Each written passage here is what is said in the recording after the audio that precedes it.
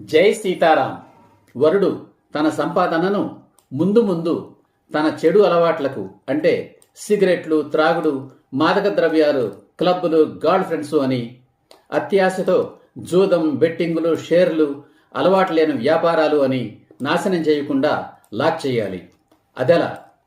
అతని చదువు పూర్తయి ఉద్యోగంలో చేరిన వెంటనే అతని తల్లి పేరుతో బ్యాంకులో అకౌంట్ తెరిచి అతని జీతం మొత్తం ఆమె అకౌంట్లోకి ట్రాన్స్ఫర్ అయ్యేలా ఏర్పాట్లు చేయాలి.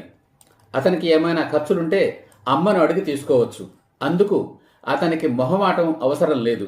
అవమానం అంతకంటే కాదు. నిన్నటిదాకా డబ్బు అవసరమైతే అమ్మని అడగలేదు, అంతే. అమ్మా, నాకు బండిలో పెట్రోల్ కోసం డబ్బులివ్వమ్మా అని అడిగి తీసుకోవచ్చు. అమ్మా, నాకు సిగరెట్లకు, మందు తాగడానికి, ముండల కోసం డబ్బులివ్వమ్మా అని అడగగలిగితే అడగవచ్చు. అడగగలడా? అడగలేడు, అంతే. అతడికి లాక్ పడినట్లే. అతని వ్యక్తిత్వ నిర్మాణం జరిగినట్లే.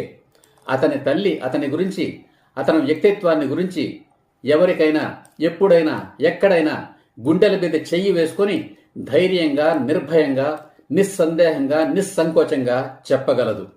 యోగ్యతా పత్రాన్ని ఇవ్వగలదు. అప్పుడు చూడండి, అతని తల్లి కళ్ళలో ఆనందం, గర్వం, దర్పం. అతని జన్మ తరించదు. అతని తల్లి రుణం కొంచెమైనా తీరినట్లు కాదు.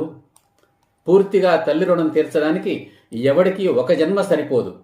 అదే అతని తల్లి గర్వంగా తలెత్తుకుని బ్రతికే నిజమైన సాధికారత.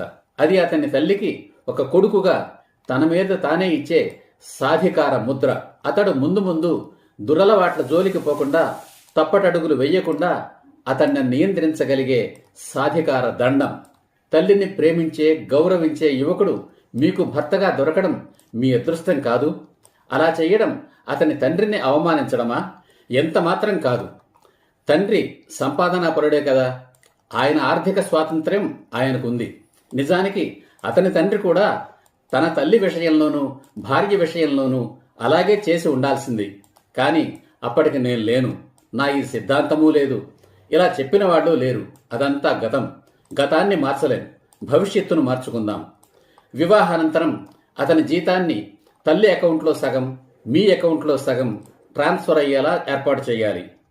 తన భార్యగా, ఇల్లాలుగా, అంటే ఇంటి యజమానురాలుగా నీకు అతడు ఇచ్చే నిజమైన సాధికారత అదే.